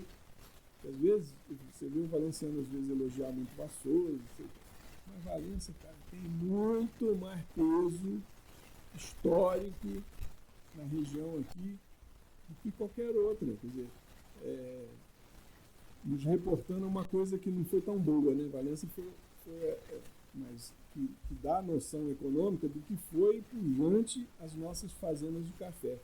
Valença era o maior número de escravos agregados aqui da região, maior tinha mais que Resende, que Vassouras. Um fato ruim, né? Tirando a escravatura, mas vindo para a parte econômica. Mas do ponto de vista econômico, de pujança da terra, do que, né, isso aqui gerou de riqueza no ciclo do café, Valença foi o mais importante da região, mais disparado. Não tem essa história de Vassouras, né?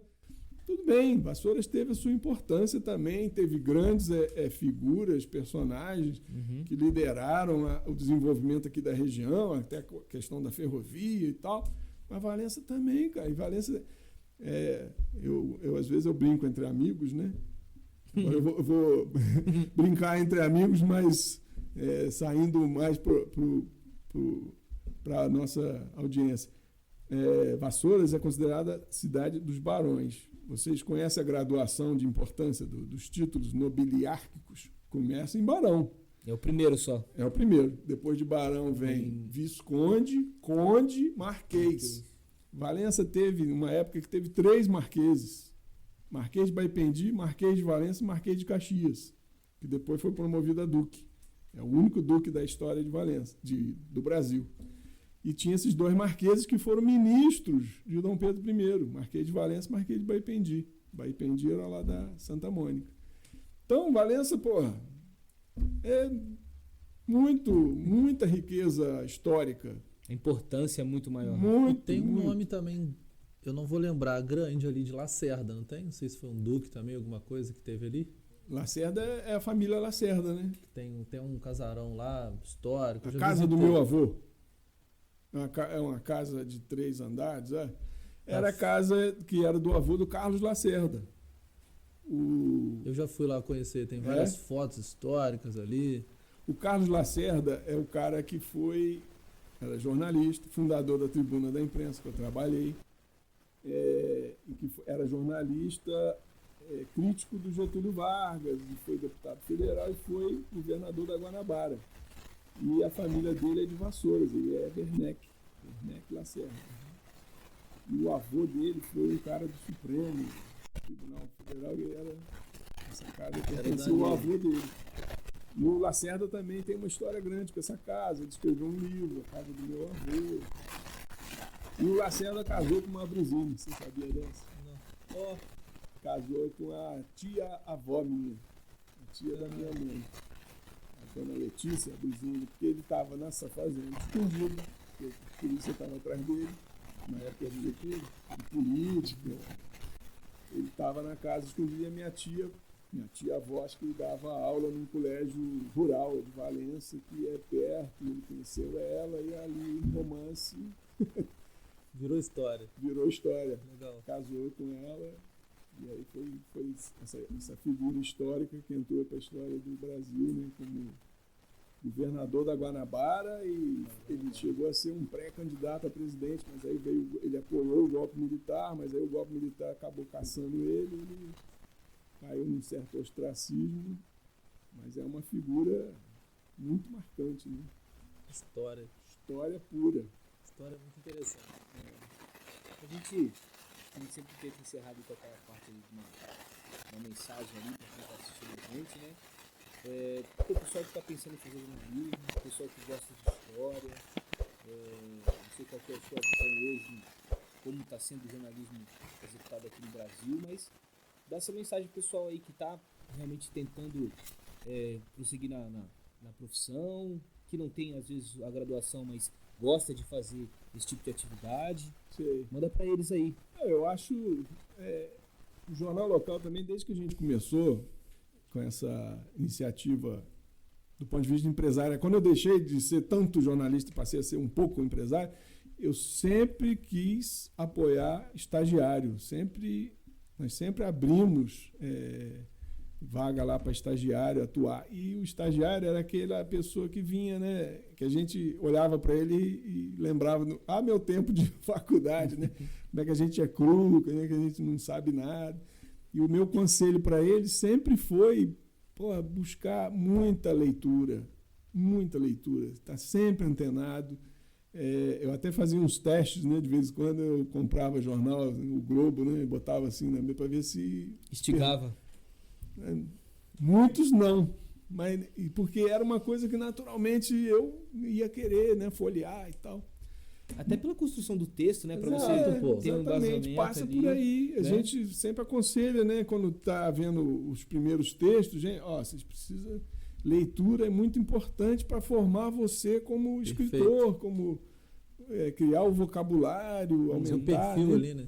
Muito importante. Então, procure ler o máximo, se informar sempre, estar sempre antenado a tudo que está acontecendo. Eu sei que percebo assim que você está vivendo agora numa geração muito das redes sociais, onde elas te pressionam a ter sempre opinião. Sempre se posicionar. Sim ou não, né? Lado A, lado B. Quem não se posiciona é o isentão, né?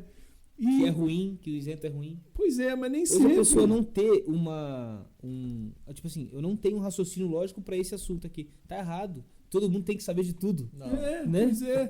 Eu acho que todo mundo tem que saber tudo, mas estando embasado, estando em condições de dar opinião sobre aquilo, né?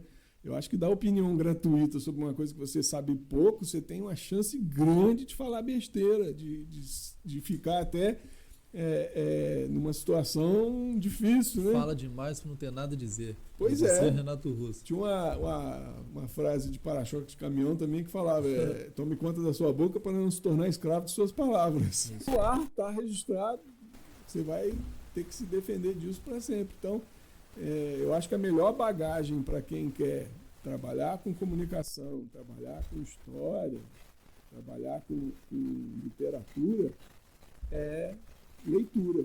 Seja de trabalho técnico, trabalho ficcional, trabalho clássicos. Eu acho que é muito importante também forçar a ter paciência de ler um clássico, por mais que ele às vezes possa parecer chato. Eu acho linguagem diferente. Linguagem diferente. Tem vários brotos lá escritos. Exatamente, mas leva por esse lado, né? Você vai de repente descobrir umas gírias de outros tempos. Você pode aplicar para ver o que acontece. É isso aí. Né? Então, o conselho que eu sempre dou é esse, de sempre buscar não desfazer de leitura por achar que basta ler uma coisa superficial de site, de rede social, que você vai estar informado, você vai estar sabendo, mas bem informado talvez não, né? Sim. Então é por aí que eu acredito que vai fazer diferença na vida das pessoas, conteúdo de qualidade, de consistência, né? Que seja relevante. Relevante. Palavra que é o que a gente tenta fazer um pouco aqui, né? Levar um conteúdo que tenha relevância para as pessoas escutarem, ouvirem e tal. Pois é, eu também sempre trabalho essa coisa do jornalismo com essa palavra, da relevância. É relevante publicar? Se você faz essa pergunta, tem muita gente que acha que qualquer coisa que ela faz interessa e não é relevante. Para ela só, né? Às vezes. Né? Não agrega em outras pessoas, seria isso? Pois a gente, essa coisa do hábito, né? O jornalzinho de interior, às vezes, publicava tudo e qualquer coisa, porque sobrava espaço, porque não tinha tanto conteúdo próprio, né? Uhum. E ao passo que a gente trabalha mais com essa coisa. O que é relevante? Né? Às vezes a gente tem que escolher que matéria que vai, porque às vezes não está cabendo no jornal, aí fica para outra semana. E a gente teve que se deparar muitas vezes com pessoas que... muito essa coisa da área esportiva e da área cultural, né? Uhum. A pessoa às vezes acha que já é fez algo notável, porque ganhou um torneio aqui na região. E às vezes cabe um registro, mas não cabe uma matéria com foto, né? Não tem essa relevância. E a mesma coisa às vezes é o artista. Quer dizer, ele está começando, cabe às vezes um registro. A gente sempre se propõe a ajudar a divulgar antes. Uhum. E as pessoas aqui têm muito essa coisa de vocês vão lá cobrir. Não, não tem estrutura para cobrir tudo, mas a gente quer ajudar a divulgar. E se tiver relevância, a gente vai fazer matéria, vai fazer entrevista. Faça o seu trabalho para que o jornal vá lá cobrir sem você chamar. Exatamente. Né? Procure fazer isso daí. Procure para... Exatamente. Seja relevante para os outros, né? É não, cara, o jornal local ele tem que ir lá cobrir o meu evento. Então eu vou trabalhar para eles realmente tiverem iniciativa. Exatamente. Né? Entender isso, que existe um processo de captação de informações, né? E uma coisa de relevância, né? Pouco relevante, médio relevante, muito relevante. Aí é onde entra a capa, né? Aí é natural. Não é? Capa ou nada. É isso aí. Gustavo, obrigado, tá? Ter aceitado o nosso convite. Pô, foram foda pra caralho de escutar, principalmente essa parte da história. Eu acho que muita gente meio que deixa esquecido isso daí, né? Porque hoje a parte de imediato, de estar socializado o tempo todo, e esquece realmente da história. E a gente só consegue construir um futuro melhor estudando a nossa história, vendo que a gente errou lá atrás, para poder realmente fazer algo cada vez mais relevante no futuro, né? Então, obrigado aí, cara. O estúdio está de portas abertas aí para o que vocês quiserem. E é isso aí, vamos para cima. Eu que agradeço a vocês. Experiência, primeira vez que eu faço esse tipo de coisa. Ela lá. Dá para responder a pergunta. Entramos para a sua história. Entraram para a minha história. Eu acho também, você para nossa, com certeza. Eu acho também que vocês estão fazendo história, se propondo a fazer esse tipo de trabalho. Eu acho genial. Eu acho que você provocar as pessoas a falar muitas coisas que ela não tem oportunidade de falar. Eu tenho certeza que hoje... ser a vitrine, né? A gente busca ser Hoje eu falei coisas para vocês que talvez eu não tenha falado nesses anos todos que eu estou em Valença, não falei para ninguém. Cara, que bom. As experiências de repórter do Rio, realmente eu não tive a oportunidade de falar. A história do Gustavo. Então, cara, com certeza saio daqui hoje muito feliz. Que bom, cara. E é recíproco, pode ter certeza. Cara. Legal. Bacana. Valeu? E obrigado por fazer essa, vamos dizer assim, né, essa mistura de fontes, de meios de comunicação também. É um prazer estar podendo ser para você, sendo que você é para todo mundo. Muito bom, muito obrigado. E eu nunca fiz questão de aparecer muito como o dono das coisas, não. Eu acho que isso é o mais importante, cara. A pessoa realmente fazer a sua proposta ser mais do que ela mesma. Nossa, não quero de maneira nenhuma que pareça que eu tenha vaidade. Não. Eu quero ficar modesto. Claro. Você é a voz para muitas pessoas. Né? É isso aí. Tá personificado aqui agora. Né? Obrigado. Obrigado, maneiro. Gustavo, obrigado, viu? Sensacional, Gustavo. Valeu. Valeu.